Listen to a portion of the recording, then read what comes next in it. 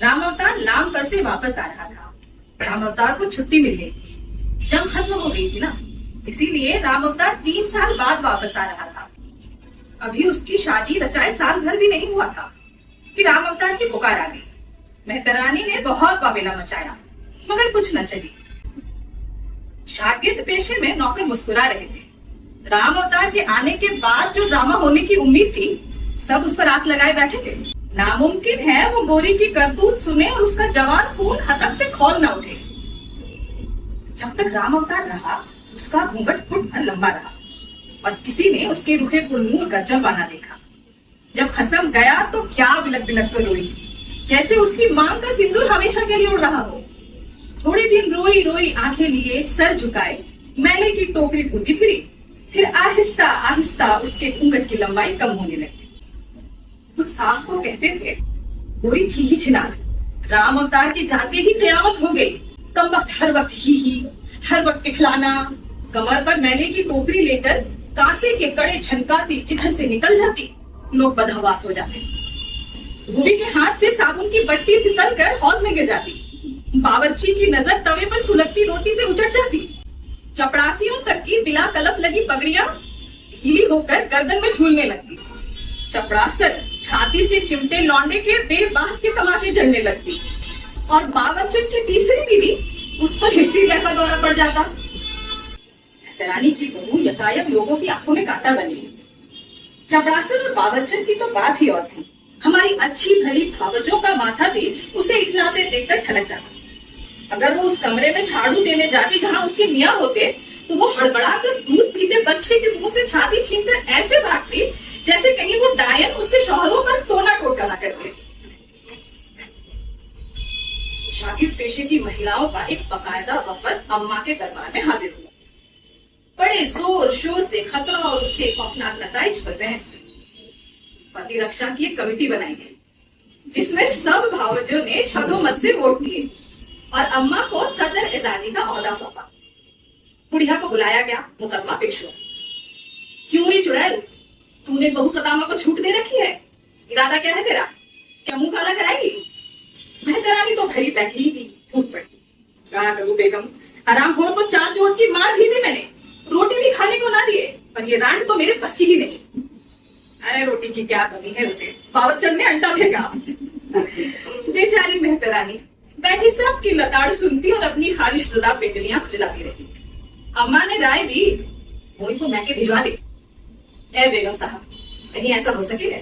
मेहतरानी ने बताया कि बहू मुफ्त हाथ ना आई थी, सारी उम्र की कमाई पूरे 200 रुपए चौके तब जाके मुश्तंडी हाथ आई थी। बहू सिर्फ बेटे के बिस्तर की जीनत ही तो नहीं, 2 हाथों वाली है, पर 4 आदमियों का काम निपटाती है।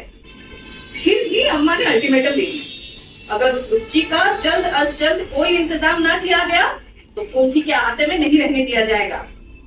बुढ़िया ने बहुत वावेला मचाई और जाकर बहू को मुंह भर गालियां दी, छोटे पकड़कर मारा पीटा दी। फिर 2-4 दिन बाद बूढ़ी मेहतरानी का देवर का लड़का लतीरा अपनी ताई से मिलने आया और फिर वहीं रह पड़ा। 2-4 कोठियों में काम बढ़ गया था, सो वो भी उसने संभाली। अपने गांव में आवारा घूमता था। अभी उसकी बहू नाबालिग थी, इसलिए गौना भी नहीं हुआ था। रतीराम के आते ही मौसम एकदम लोट पोट कर बिल्कुल ही बदल गया था, जैसे घनघोर घटाएं हवा के झोंके के साथ बितर बितर हो गई। बहू के कहकहे खामोश हो गए। बहू का घूंघट अब झूलते झूलते नीचे की तरफ बढ़ने लगा। अब वो निहायत ही शर्मीली बहू बन गई थी। जुमला महिलाओं ने इत्मीनान का सांस लिया। स्टाफ के मर्द उसे छेड़ते भी तो भी वो छुई मुई की तरह लजा जाती और ज्यादातर घूंघट में से भैंगी आंखों को तिरछा करके रतिराम की तरफ देखती, जो फौरन बाजू खुजलाता सामने आकर डट जाता। बुढ़िया पुरसुकून अंदाज में दहलीज पर बैठी अधखुली आंखों से ये तरबिया ड्रामा देखती और गुड़गुड़ी पिया करती। बहू अब उसकी नजर में निहायत पासा और नेक हो चुकी थी। फिर एक दिन दाढ़ी वाले दरोगा जी अब्बा के हुजूर में 10 बस्ता हाजिर हुए और भयानक बदमाशी और गलाजत का रोना रोने लगे, जो बहू और रतीराम के नाजायज ताल्लुकात से सारे शागिर्द पेशे को रंदा करे। अब्बा जी ने मामला सेशन सुकून किया, यानी अम्मा जी को पकड़ा दिया। महिलाओं की सभा फिर छिड़ी और बुढ़िया को फिर बुलाकर उसके के डब्बे लिए गए। इस पर बुढ़िया बजाय अपनी बेहतरी चाहने वालों का शुक्रिया अदा करने के बहुत चिराग बाबे बड़ा वावेला मचाने लगी। कहने लगी राम अवतारवा होता तो उन लोगों की खबर लेता जो उसकी मासूम बहू पर तोहमत लगा रहे हैं। बहू निकोली तो अब चुपचाप राम अवतार की याद में आंसू बहाया करती है, काम काज भी जान तोड़कर करती है, किसी को शिकायत नहीं होती, ठिठोली भी नहीं करती। लोग उसके नाहक दुश्मन होने लगे। उसका ये देहात देखकर फौरन छुरी दबाने वाले हाथ भी ढीले पड़ गए। सारी महिलाएं उसका पक्ष करने लगी। फिर कुछ दिन हुए बहू के इश्क का चर्चा कम होने लगा। लोग कुछ भूलने लगे। टालने वालों ने ताड़ लिया था कि दाल में कुछ काला है। बहू का भारी भरकम जिस्म भी दाल के काले को ज्यादा दिन छिपा न सका और लोग शदोमत से बुढ़िया को समझाने लगे। मगर इस नए मौजू पर बुढ़िया बिल्कुल उड़न खाइयां बताने लगी। बिल्कुल ऐसे बनती थी जैसे ऊंचा सुनने लगी है। न जाने बुढ़िया क्यों सड़ी आई थी। जिस बला को वो बड़ी आसानी से कोठी के कूड़े के तह में दफन कर सकती थी, उसे आंखें नीचे पड़ने दे रही थी। और अब राम अवतार नाम से जिंदा वापिस आ रहा था। फिजा ने सांसें रोक ली थी। लोग अब एक मुखी हंगामे के मुंतजिर थे। मगर लोगों को सख्त कोफ्त तब हुई जब बहू ने लौंडा जना। बजाय उसे जहर देने के बुढ़िया की मारे खुशी की बाँछें खिल गई। राम अवतार के जाने के 2 साल बाद पोता होने पर कतई वो तज्जिब न दी। घर घर फटे पुराने कपड़े और पढ़ाइयां समेटती थी। उसका भला चाहने वालों ने उसे हिसाब लगाकर बहुत समझाया कि ये लौंडा राम अवतार का हो ही नहीं सकता। मगर बुढ़िया ने कतई समझ कर न दिया। लौंडा पैदा हुआ तो उसने राम अवतार को चिट्ठी लिखवाई, हमारे घर पूत हुआ है तो तुम इस खत को तार समझो और जल्दी आ जाओ।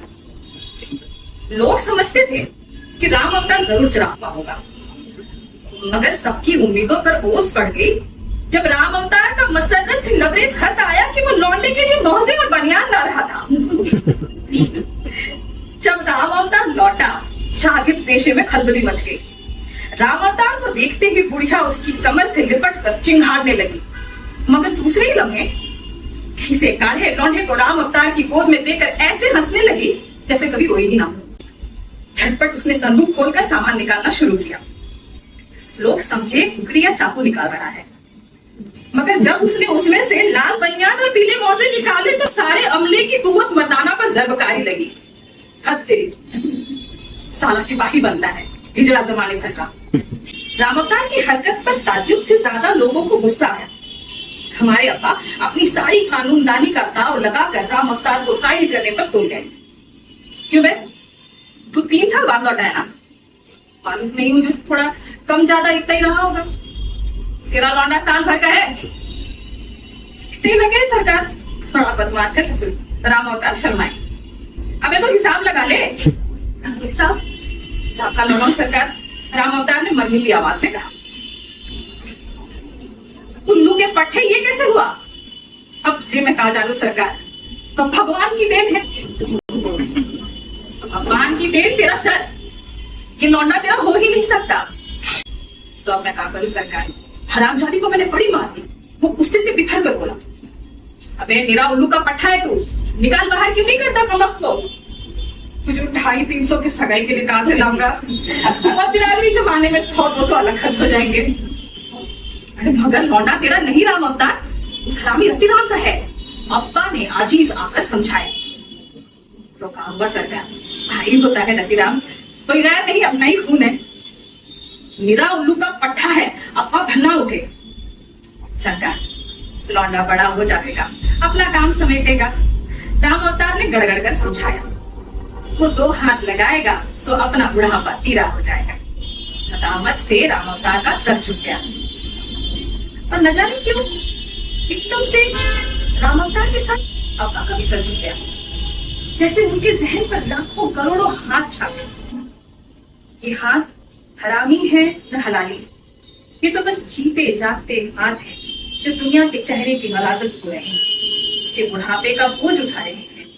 ये नन्हे मुन्ने मिट्टी में लिथड़े हुए स्याह हाथ धरती की मांग में सिंदूर सजा रहे हैं।